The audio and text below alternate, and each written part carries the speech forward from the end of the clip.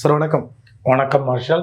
பெரும்பான்மையான சிறுபான்மையின ஓட்டுகள் திமுக கிட்ட இருந்து வெளியில போயிட்ட மாதிரி பார்க்க முடியுது. நீங்க சொல்லியிருந்தீங்க, முதல்ல விமர்சிச்சிருந்தீங்க, கிறிஸ்தவன்னு பார்த்து விஜய்க்கு ஓட்டு போட்டா அது மிகப்பெரிய தப்பு அப்படின்னு ரொம்ப மோசமான வார்த்தைகள் கூட சொல்லியிருந்தீங்க. ஐயோ, மோசமான விமர்சிச்சிருந்தீங்க. இல்ல, என்ன மோசமான வார்த்தை? மோசம், அது ரொம்ப கேவலங்க அப்படின்னு சொல்லி. கேவலம், ரொம்ப கேவலங்க, அசிங்கங்க அப்படின்னு சொல்லுவாங்க. பட் இன்னைக்கு அப்படிதான் போயிருக்கு போல. ஆமாம், அப்படிதான் போயிருக்கு. ஸோ அந்த கேவலம் நிகழ்ந்து விட்டது இல்லை, அதான் நான் நிரூபணம். நான் பரப்புரைக்கு முன்னாடி, தேர்தலுக்கு முன்னாடி என்ன சொன்னோன்னா அதெல்லாம் நிஜமாகி விட்டது. நேற்று மதியம் 3:30 மணி போல் ஒரு நிகழ்ச்சிக்கு போகிறதுக்கு முன்னாடி திருச்சியிலேருந்து ஒரு நல்ல கிறிஸ்தவ பெண், எனக்கு தெரிஞ்சு ஒரு 30-32 வயது இருக்கலாம், என்னோட நான் 15 இருந்த தாவைக்கா மேலே விமர்சனம் வைத்த ஒரு கட்டுரைக்கு கீழே என்னை பண்போட நாகரிகத்தோட, ஒன்றும் தவறான வார்த்தையெல்லாம் இல்லை, ஆனால் பேரை பார்த்தாலே தெரியுது நிச்சயமாக ஒரு நல்ல ஒரு believing Christian, practical Christian family. அதனால நான் தனியாக போய் மெசஞ்சரில் அந்த பண்ணிக்கிட்டு, அம்மா இவ்வளோ இப்படி ஒரு குடும்பத்தில் இருந்துட்டு ஒரு கிறிஸ்தவ பண்ண இருந்துட்டு இப்படி போய் நீ பேசலாமான்னா வெறித்தனமாக ரசிகையாக இருக்குது விஜய்க்கு அந்த பெண். நான் ரொம்ப அதிக படங்கள் பார்த்ததே இல்லை. நான் விஜயோட படம் எனக்கு தெரிஞ்சு 2-3 தான் இது வரைக்கும் பார்த்துருப்பேன்னு நினைக்கிறேன் வாழ்க்கையிலேயே. எனக்கு விஜய் மேலே ஒரு கோபமோ வெறுப்போ இல்லை. வர்றதுக்கு என்ன காரணம்? ஒன்றுமே இல்லை. விஜய் அரசியலுக்கு வரேன்னு சொன்னோடனே ஆதரித்த முதல் செலிபிரிட்டி நான் தானே. அந்த வீடியோ சாட்சியே இருக்குது.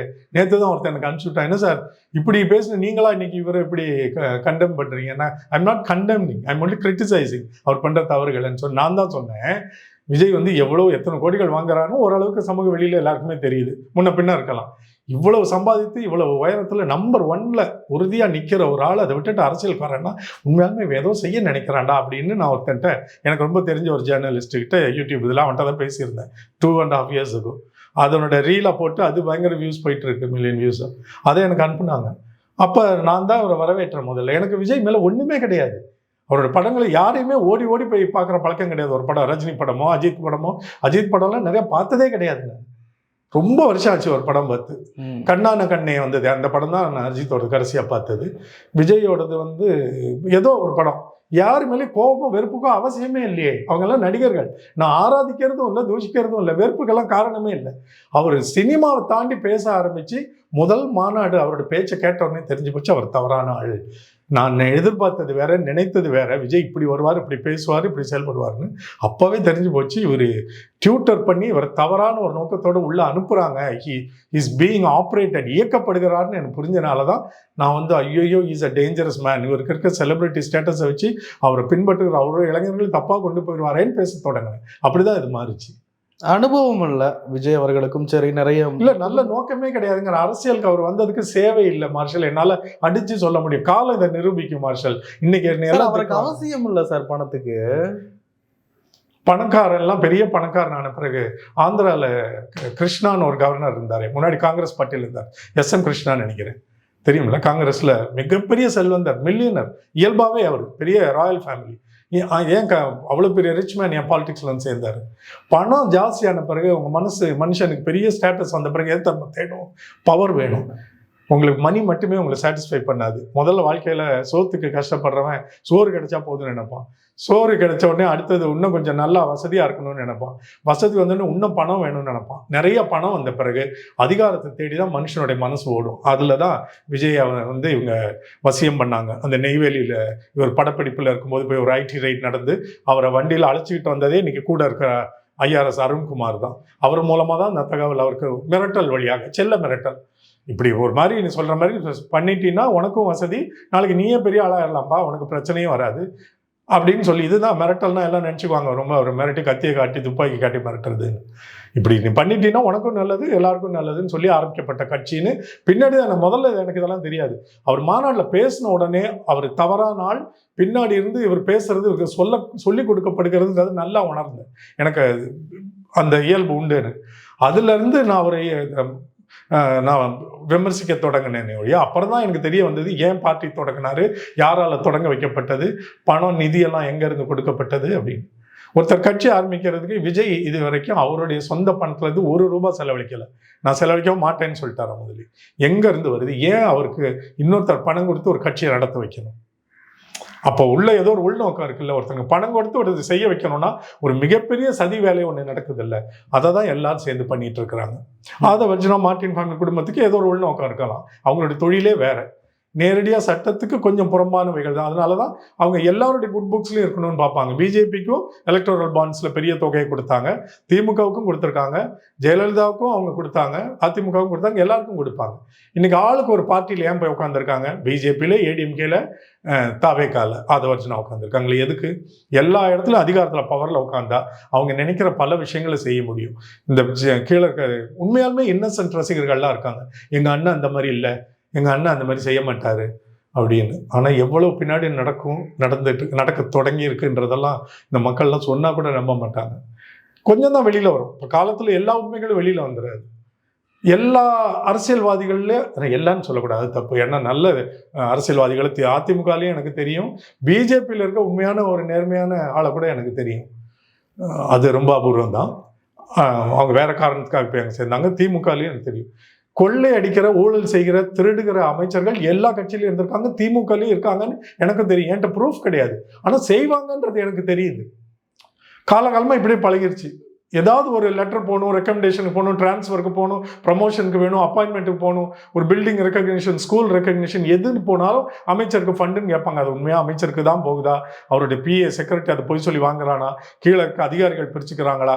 ஒன்றியம், மாவட்டம், கவுன்சிலர்ஸ் பிரிச்சுக்கிறாங்களா? ஆனால் போகுது, நிறைய போயிட்டு இருந்துச்சு. ஏடிஎம்கேலையும் எவ்வளோ பேர் என்கிட்ட வந்து புலம்புனது உண்டு. இந்த மியூசிக் யூனிவர்சிட்டியில் நிறைய படித்து நல்ல தகுதியோடு இருக்க நிறைய பேருக்கு அங்கே விரிவுரையாளராக ஒரு பகுதி நேர வேலைக்கு கூட அங்கே கிடைக்கல. ஆனால் யார் யாருக்கோ போஸ்டிங் போட்டாங்க, யார் யாரோ அங்கே பெரிய பொறுப்புகள்லாம் தமிழ்நாடு மியூசிக் யூனிவர்சிட்டியில் போய் உட்காந்தாங்க. அப்போ தான் நான் உள்ள இதெல்லாம் விசாரிக்க போனப்போ தெரிஞ்சுது, ரொம்ப வேண்டியவரே அதிமுக அமைச்சர் இருந்தவர் இதெல்லாம் இது கவுண்டரில் வாங்குற மாதிரி சார், சில இதெல்லாம் இல்லாமல் பண்ண முடியாது சார், அது வாங்கலைன்னா அவங்களுக்கு அந்த வேலையோட மதிப்பு தெரியாது சார்னு ஒரு நியாயத்தை சொல்கிறாரு என்கிட்ட. எல்லாரும் வாங்குறாங்கன்னு நமக்கு தெரியும், அது இங்கேயும் தொடரும், இங்கேயும் நடக்கும். நீங்கள் புதுசாக வந்திருக்காங்கல்ல சின்ன சின்ன பசங்க அமைச்சராலாம், அவங்களுக்கு தெரியாது. ஆனால் இதை கற்றுக் கொடுக்கறதுக்குன்னே அந்த துறையில் உதவியாளர்கள், பிஏ, செக்ரட்டரிலாம் இருக்காங்கல்ல, அவங்களோட முழு நேர தொழிலே இதான சொல்லிக் கொடுப்பாங்க. சார் நீங்கள் ஒன்றுமே பண்ண வேணாம் சார், உங்கள் பேர்லாம் வராது சார், நாங்கள் பார்த்துக்குறோம் சார்னுவாங்க. அப்படி தான் நடக்கும், நடக்க தொடங்கி இருக்குன்னு 1-2 இடங்கள்ல எனக்கு தெரியும். நிச்சயமாக நடக்கும்னு அங்கே இருக்க ஏற்கனவே உள்ளே இருக்க சிலரை வைத்தும் எனக்கு தெரியும். அதனால் இந்த பசங்க மாற்றம் வந்துருச்சு, தூய ஆட்சி வந்துருச்சு, ஊழல் ஒழிஞ்சிருச்சுன்னெலாம் சொல்லி பேசிகிட்டு இருக்கக்கூடாது. நேற்று தனியார் பள்ளிகள் சிபிஎஸ்சி கூட்டமைப்பினோட தலைவர்லாம் வந்து பேசுகிறது பார்க்கும்பொழுது ஒயிட் லைஸ்ன்னு சொல்லுவோம், அது உண்மைதான். ஆனால் அதில் ஒரு பொய் ஒழிஞ்சிருக்கும். அந்த ஒயிட் லைஸ் என்னன்னா, சிபிஎஸ்சிக்கு இப்போ பாருங்க, இப்போ நாங்கள் லஞ்சமே கட்டலை, ஒரு பைசா கொடுக்காம எங்களுக்கு பள்ளியோட என்ஓசி வாங்க வேண்டிய அவசியம் இல்லை. இது 2022 என்னவோ ஒன்றிய அரசு, மோடி கவர்மெண்ட் ஒன்று கொண்டு வந்துருச்சு. சிபிஎஸ்சி ஸ்கூலில் எல்லாரும் எல்லா இடத்துலையும் திறக்கணும் அப்படின்றதுக்காக நீங்கள் இருக்கிற உங்கள் ஸ்டேட் கவர்மெண்ட்டோட என்ஓசி வாங்க வேண்டிய அவசியம் இல்லை ஸ்கூலை திறக்கிறதுக்குன்னு சொல்லிட்டாங்க. அது அப்போவே சட்டமாகி வந்துருச்சு. இப்போ வந்து அதை ஏதோ தாவேக்கா அரசு தான் நீக்கின மாதிரி சொல்கிறாங்க. அதை நீக்கிற அதிகாரம் தமிழ்நாடு ஸ்டேட் கவர்மெண்ட்ஸ்க்கு கிடையாது, ஒன்றிய அரசு தான் சொல்லணும், சிபிஎஸ்சி சென்ட்ரல் போர்டு. அப்போ அவங்க சொல்லிட்டாங்க, ஒவ்வொரு முன்னாடி இது இருந்துச்சு. அப்போ 25 லட்சம் கட்டி என்ஓசி வாங்கினா எனக்கு ரொம்ப நெருங்கின ஒரு தோழியே எனக்கு உண்டு, சிபிஎஸ்சி ஸ்கூல் நடத்தினவங்க. ரொம்ப வைத்தறிச்சலாக இருந்துச்சு. என்னம்மா ஒரு என்ஓசி ஸ்டேட் கவர்மெண்ட்டில் வாங்குறதுக்கு 25 லட்சமா? ஆமாம் சார், ஏன் சார் கேட்குறீங்க அப்படின்னு. அது ஏன்னா அப்போ ஒன்றிய அரசு அப்படி ஒரு சட்டம் வச்சிருந்துச்சு. சிபிஎஸ்சி ஸ்கூல் ரெக்கக்னிஷன் நீங்கள் இங்கே வாங்கணும்னா லோக்கல் ஸ்டேட் கவர்மெண்ட்டோட கிளியரன்ஸ் வரணும், நோ அப்ஜெக்ஷன் சர்டிஃபிகேட். அந்த என்ஓசியை கொடுக்கறதுக்கு ஸ்டேட் கவர்மெண்ட்டில் இருக்க அமைச்சர் மூலமாக இவங்க 25 லட்சம் ஒவ்வொருத்தட்டையும் வாங்கிட்டு இருந்தாங்க. இதை பார்த்தாங்க, ரொம்ப ஆடுறாங்க. ஸ்கூல்ஸும் திறக்க முடியல அவங்களுக்கு. சிபிஎஸ்சி வழியாக அவங்களுக்கு வேற திட்டம், எதிரி நண்பன் மாதிரி. அவங்களுக்கு சிபிஎஸ்சி நிறைய பெருக பண்ணணும், மும்மொழியை கொண்டு வரணும். இப்போ கொண்டு வந்துட்டாங்கல்ல, கம்பல்சரி ஆக்கிட்டாங்கல்ல, 8th 9th இது 3 லாங்குவேஜ் படிக்கணும்னு. அப்போது இவங்க என்ன பண்ணிட்டாங்க, என்ஓசி இனிமேல் ஸ்டேட் கவர்மெண்ட்டில் வாங்க வேண்டாம். அப்போலேருந்து 3 வருஷமாக அது வாங்காமல் நடந்துட்டு இருக்கு. இன்றைக்கி நேற்று வந்து ஒருத்தர் ஏதோ தாவேக்கா வந்து தான் அந்த என்ஓசி இல்லைன்னு ஆக்குன மாதிரி, அவங்க பாருங்கள் இனிமேல் ஸ்கூல்ஸுக்கு இந்த மாதிரி என்ஓசி வாங்குறதுக்கு லஞ்சமே கொடுக்க வேணான்னு எங்கள் அண்ணா ஆட்சியில் வந்துருச்சுன்னு கீழே இதுங்கெல்லாம் போட்டுக்கிட்டு தெரியுதுங்க. இதுங்களுக்கு அரசியலும் தெரியாது, ஒன்றையும் தெரிஞ்சுக்கவும் முயற்சி பண்ணாதுங்க. அது நான் என்ன சொல்ல வரேன்னா, அப்படி தூய ஆட்சின்லாம் ஒன்றும் பாசிபிள் இல்லை. சில இடங்களில் செய்ய முடியும், அதை திமுக அரசும் பண்ணிச்சு. நிறைய இடங்கள் எல்லாத்தையும் ஆன்லைனில் டிஜிட்டைஸ் பண்ணி கொண்டு வந்தாங்களே, அப்ளிகேஷன்லேருந்து நீங்கள் சாங்ஷன்லேருந்து எல்லாமே ஆன்லைன் ஆச்சு. அதில் கொடுக்க வேண்டிய அவசியமே இல்லையே. ரிஜிஸ்ட்ரேஷன் பத்திரப்பதிவு துறையில் தானே இருக்கிறதுலே அதிகமான லஞ்சங்கள் கொடுக்கல் வாங்கல் இருந்தது. அதை எடுத்துட்டாங்கன்னா உண்மையாலுமே ஒரு பெரிய அரசு தான். இதை அரசு ஓரளவுக்கு தான் கட்டுப்படுத்த முடியும். இங்கே இருக்கிற பக்கத்தில் இருக்கிற பத்திரப்பதிவுத்துறை அலுவலகத்துக்கு போனால் அது நிறைய லேயர்ஸ் ஆஃப் ஏஜென்ட்ஸ் இருக்காங்கன்னு எல்லாருக்கும் தெரியும். சொந்த வீடு நிலம் வாங்கினவங்களுக்கோ கஷ்டப்பட்டு அங்கங்கே லோனை வாங்கி வீடு கட்ட போகிறவங்களுக்கோ தேவையில்லாத ஒரு வீணான தொகை எங்கன்னா பத்திரப்பதிவுத்துறையில். வெளியில் பத்திரம் எழுதுறவன்லேருந்து வாசலில் கதை திறந்து ஐயா உள்ளே உட்காந்துருக்காங்கன்னு குமாஸ்தா உள்ளே அனுப்புகிறானே அவன்லேருந்து எல்லார் மூலமாகவும் ஏஜென்ட் அந்த பணம் கொடுத்து தான் ஆகணும். ஆன்லைனில் அப்ரூவல் வந்துடும். அந்த அப்ரூவல் கொடுக்கறதுக்கு இங்கே நீங்கள் கொடுத்தா தான் நடக்கும். இப்பவும் கேளுங்க, இதை யாரும் வெளியில் ஆமான்னு கொடுத்தேன்னு சொல்ல முடியாது. ஏன்னா கொடுக்கறது சட்டப்படி குற்றம். அவன் மேல் நடவடிக்கை எடுத்தா கொடுத்தவங்க மேலேயும் குற்றம். இல்லை முன்னாடியே விஜிலன்ஸ்க்கு நான் கொடுக்க போறேன் வந்து பிடிச்சிக்கங்கன்னு சொல்றவங்க தப்பிச்சிடலாம். ஏற்கனவே கொடுத்தவங்க யாரும் வாய் திறக்க மாட்டாங்க. ஆமா நான் கொடுக்கல இந்த அரசு வந்த பிறகு. கொடுக்காதவங்க வேணா சொல்ல முடியும், கொடுத்தவங்க ஒரு நாளும் சொல்ல முடியாது நான் கொடுத்தேன். இந்த உண்மைகள் ஒரு நாள் வெளியே வராது. முதல் 3 மாதம் அப்படி தான் இருக்கும், 6 மாதம் இருக்கும், 1 வருஷம் கழிச்சு பத்திரப்பதிவு துறையிலையும் ஆர்டிஓலையும் காசு போகிறது போய்கிட்டே இருக்கும். அன்றைக்கி ஒரு பையன் யங்ஸ்டர் 27, 28 இயர்ஸ் கார் ஓட்டிட்டு தான் நான் கூட போயிட்டுருக்கேன் ஒரு ப்ரோக்ராமுக்கு. என்னடா அப்படி ஓட்டுற உனக்கெல்லாம் எவன்டா லைசன்ஸ் கொடுத்தான்னு. சார் லைசன்ஸ்க்கெல்லாம் ஆர்டிஓ ஆஃபீஸ்க்கே போகல சார், நான் எனக்கு அவங்களே போய் வாங்கிட்டு வந்து கொடுத்துட்டாங்க. எங்கள் ஆர்டிஓவில் நீங்கள் ஓட்டி காட்டி சில விதிகள் சொல்லுவாங்களே, 8 போடு திருப்பி யூ எடு இதெல்லாம் பண்ணி காட்டணும்ல. அது இல்லாமலே காசை கொடுத்தா அவனே வாங்கிட்டு வந்து கொடுத்துட்டான். இது ஆர்டிஓவில் காலகாலமாக நடக்குது. நான் சொல்லி தெரியணும்னு அவசியம் இல்லை. இது இன்னைக்கு போய் நேற்று பாருங்க 40 லட்சம் கைப்பற்றியிருக்காங்க எல்லா ஆர்டிஓ ஆஃபீஸர்ஸ்லையும் போய் ரைட் பண்ணி. இது புதுசு இப்படி தான் இருக்கும். இது டிஎம்கே ஆட்சியிலையும் ரைட்ஸ் நடந்திருக்கு. அப்பப்போ 6 மாதத்துக்கு ஒரு முறை, 1 வருஷத்துக்கு ஒரு 2 வருஷத்துக்கு முறை போவாங்க. போகும்போதெல்லாம் பிடிப்படும் காசு, போகும்போதெல்லாம் பிடிப்படும். ஆனாலும் போயிட்டு தானே இருக்கு. அதுக்கு அதான ப்ரூஃப். போன முறை பிடிப்பட்டா அடுத்த தடவை போகும்போது 1 பைசா கிடைக்கூடாதுல்ல. எத்தனை முறை ரைடு போனாலும் காசு ஏன் பிடிப்படுது?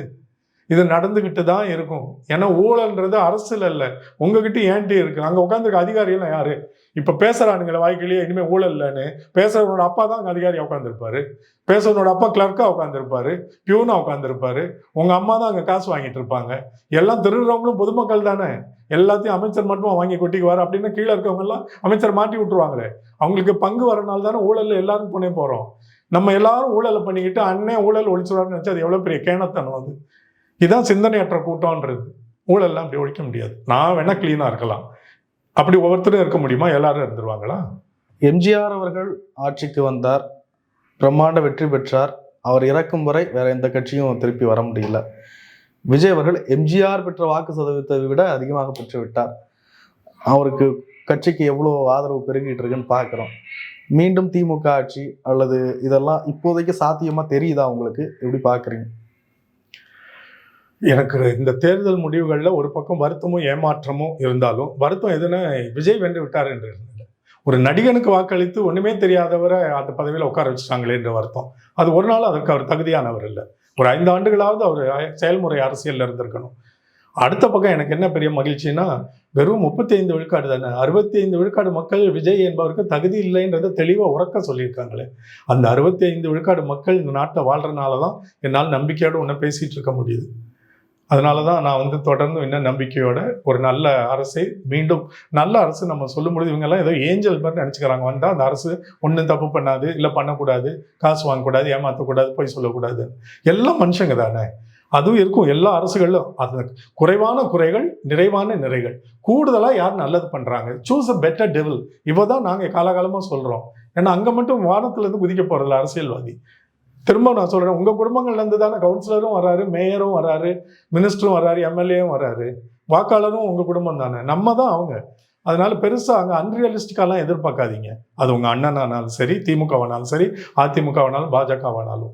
ஆனால் மக்களுக்குள்ள சமூக நீதியை ஓரளவுக்கு நடப்பித்து, சமூக ஒற்றுமையை ஏற்படுத்தி, மக்களுக்குள்ள ஜாதி மத வேறுபாடுகளை உள்ள நட்டு, அதன் மூலமா மக்களை பிரித்து அரசாண்டு அதிகாரத்தை பிடிக்க துடிக்கிற பிஜேபி ஆர்எஸ்எஸும் மனித குலத்துக்கே எதிரிகள், தவிர்க்கப்பட வேண்டியவர்கள்.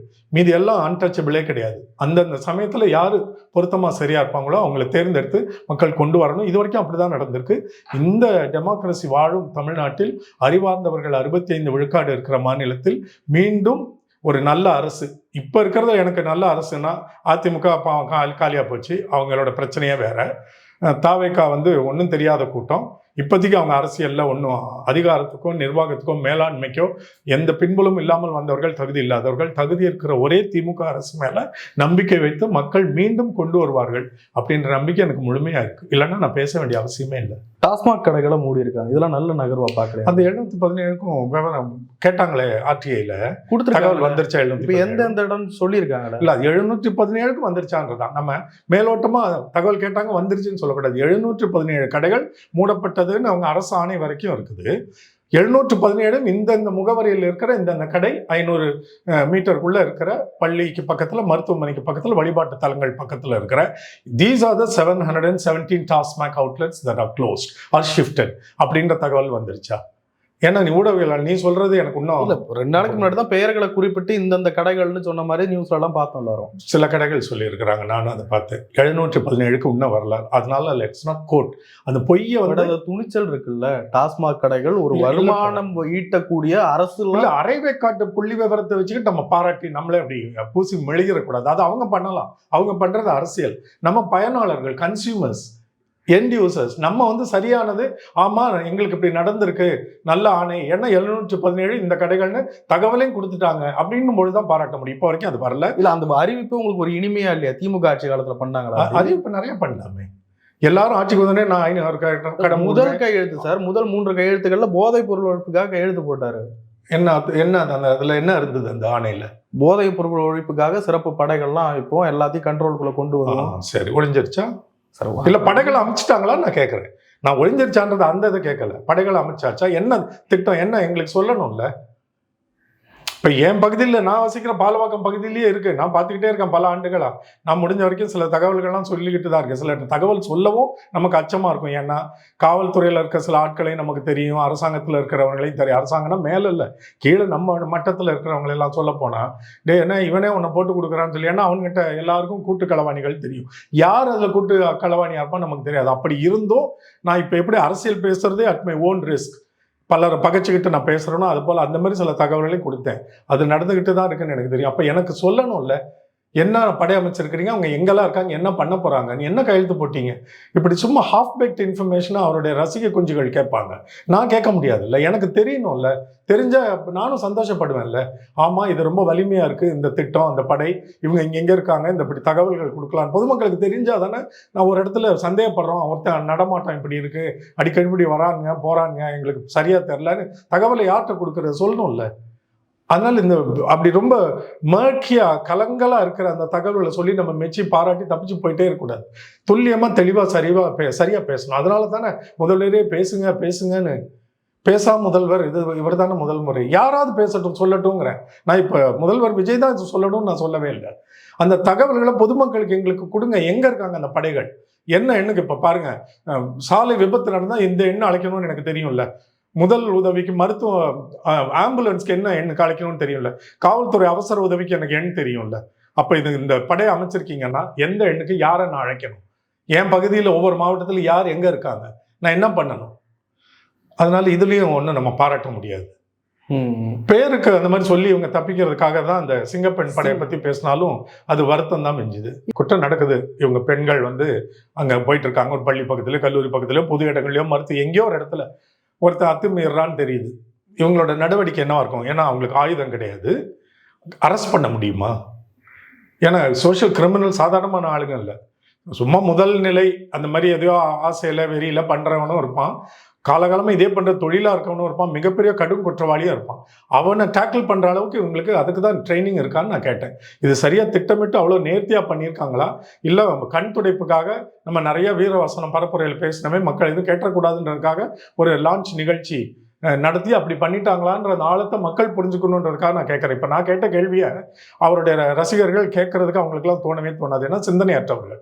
இப்போ இது மூலமாக தெரிஞ்சுக்காங்கல்ல, இப்படியெல்லாம் கேட்கலாம் தெரியணும். ஆமாம் இல்லை, இவங்க என்ன பண்ண முடியும்னு. இப்போ 2 பேரோ 4 பேரோ ஒரு இடத்துல இருக்காங்க, பிரிஞ்சு அங்கே ஆள் ஒரு பக்கத்தில் ரோந்து கண்காணிப்பில் இருக்காங்க. ஒரு பெண் பார்க்குறா, 2 ஆண்கள் அத்துமீறாங்க, எப்படி கையாளுவாங்க சிங்கப்பெண் படை? இவங்க சேர்ந்தே அப்படியே தான் அணியாக நிற்பாங்களா?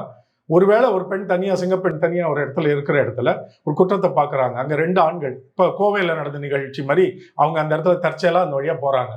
ஒரு பெண் தனியாக அந்த 2 ஆண்களை எப்படி கையாள முடியும்? அவங்களுக்கு என்ன ட்ரைனிங் பாதுகாப்பு இருக்குது? கையில் ஆயுதம் கிடையாது, பெரிய அதிகாரம் கிடையாது, அரெஸ்ட் பண்ணுற அதிகாரம் இருக்கா? கை விலங்க மாட்ட முடியுமா? இல்லை அந்த அளவுக்கு இவங்களுக்கு உடல் வலிமையும் அல்லது அதை அரெஸ்ட் பண்ணக்கூடிய அனுமதி, சட்ட அனுமதி இதெல்லாம் இருக்காது. எனக்கு தெளிவில்லாமல் தான் நான் கேட்குறேன். சட்ட ரீதியா நடவடிக்கைக்கு அவங்கள ஒப்பு கொடுப்பாங்க. அது திரும்ப பாருங்க, அப்படியே வேக மர்க்கியா அப்படியே கலங்கின இது மாதிரியே பேசி போகக்கூடாது. தெளிவா இப்ப நான் சொல்ற மாதிரி ஒரு நிகழ்வு நடக்கும் பொழுது அந்த பெண்ணுக்கு என்னெல்லாம் செய்ய சாத்தியக்கூறுகள் இருக்கு நம்ம பார்க்கணும்ல. இப்ப சிங்கப்பெண்ணுக்கே பாதுகாப்பு தேவைப்படுற ஒரு சூழல் வந்தா என்ன பண்ணுவீங்க? 2 ஆண்கள் அத்துமீறும் பொழுது அந்த பெண்ணு பொதுமக்கள் கத்துற மாதிரியே அந்த சிங்கப்பெண்ணு கத்துவா, எல்லாம் வாங்க உதவிக்குன்னு கூப்பிட்டா பப்ளிக் எல்லாம் ஓட தான் போறாங்க. இப்ப எல்லாம் உடனே வீடியோ ரெக்கார்ட் பண்றதுக்கு எடுத்து ஃபேஸ்புக்ல போடுறதுக்கு தான் எல்லாரும் எடுக்கிறாங்க இல்லையா? உதவிக்கு நிறைய பேர் வர்றதில்லை, நிறைய இடங்கள்ல நம்ம பார்க்குறோம். அப்ப என்ன ஆகும் இந்த சிங்கப்பெண்? அதனால இது இன்னும் சரியா திட்டமிட்டு செயல்படுத்தப்படல. இது நல்ல எண்ணம். இவர் பரப்புரையில பேசும்பொழுதே நாங்கெல்லாம் ஆச்சரியப்பட்டோம். இது நல்ல திட்டம் தான். சாலையில் அந்த சீருடையோட 2 பெண்கள் அப்படி அந்த இடத்துல நடந்து போகும்போது ஒரு பாதுகாப்பு உணர்வு பெண்களுக்கு வர்றது நிச்சயம் மகிழ்வான விஷயம். ஆனால் நடைமுறையில் இது எவ்வளவு தூரம் சாத்தியம்? அதுக்கு நீங்க என்ன முயற்சி எடுத்திருக்கீங்கன்றதான் நான் கேட்கிறேன். அவசரப்பட்டு எதையோ நீங்க ஆரம்பிச்சு தொடங்கி விட்டுட்டு ஒரு நிகழ்ச்சியை நடத்திட்டு போறது எளிது. பத்திரிகை எல்லாம் கவர் பண்ண தான் போறீங்க எல்லாரும். சரி, நடைமுறையில அது சாத்தியப்படுற அளவுக்கு என்ன? அதுக்கு தான் ட்ரைனிங் வந்து எப்படி 10 நாள்ல 15 நாள்ல பண்ணியிருக்க முடியும்? ஆட்சிக்கு வந்து இவ்வளவுதான் ஆகுது. இன்னும் ஒரு சோஃபா வியாபாரமே அவர் இன்னும் முடிக்கல. இதுல எங்க இருந்து இந்த பிள்ளைகளை தேர்ந்தெடுத்து எப்போ ட்ரைனிங் அனுப்பி ஒரு காவல்துறையின் கோட்பாடுன்னு ஒண்ணு இருக்குல்ல, பொதுமக்கள்னா யாரு, காவல்துறைனா யாரு, நமக்கு என்னென்ன கடமை பொறுப்பெல்லாம் இருக்கு, அவங்க எப்படியெல்லாம் நடந்துக்குவாங்க, இந்த ட்ரைனிங் 1 வாரம் 10 நாள்ல முடியறதா? இது எவ்வளவு அவங்களுக்கு சொல்லிக் கொடுக்கணும். நீங்க பெரிய எஃப்ஐஆர் போடுற அதிகாரமோ ஏதோ இல்லைன்னா கூட இவங்க ஒரு காவல்துறையில ஒரு முக்காவாசி காவல்துறையில் இருக்கிற பெண்கள் தானே. அப்ப அவங்களுக்கு எல்லாம் கற்றுக் கொடுக்கணும்ல. அந்த ட்ரைனிங் எவ்வளவு நாள் ஆகும்? உடல் வலிமை, மன வலிமை, மனோ தத்துவமா உளவியல் ரீதியாக அவங்களை எப்படி அணுகணும், சாதுரியமா எப்படி ஒரு குற்ற நிகழ்வு நடக்கும் பொழுது அதை கையாளணும், மேற்கொள்ளணும்னு எல்லாம் சொல்லிக் கொடுக்கணும்ல.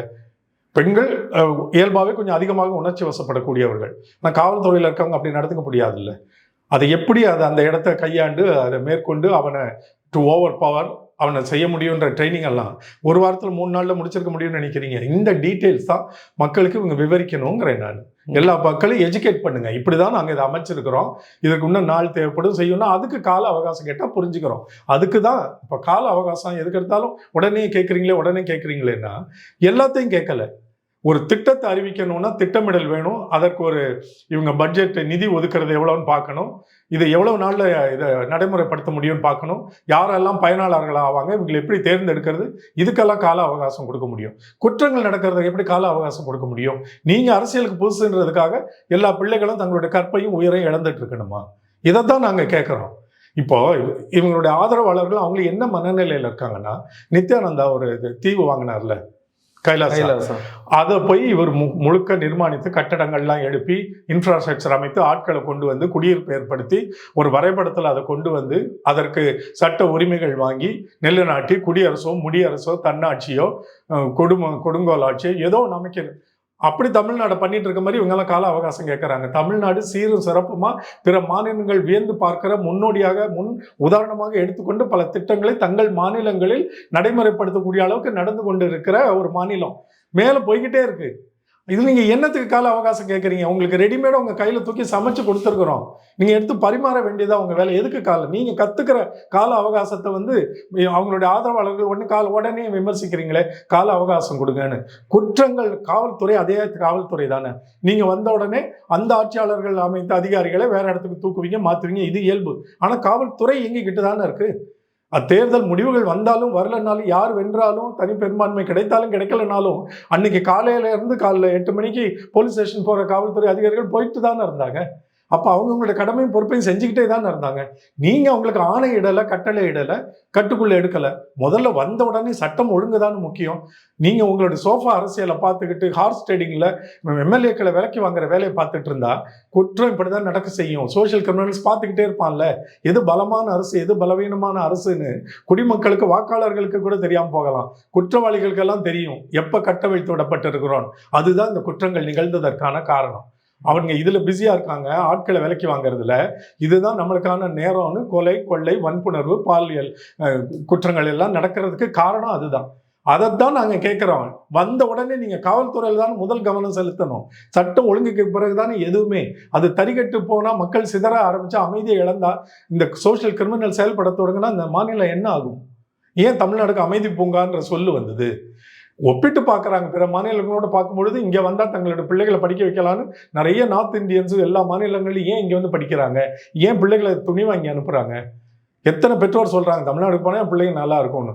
அதை நீங்க அந்த குறிப்பிட்ட வேளையில இந்த 40 நாட்கள்ல பாதுகாக்க தவறிட்டீங்க என்ற நடைமுறை நிகழ்வு சார்ந்த குற்றச்சாட்டு தான் எங்களுடையது.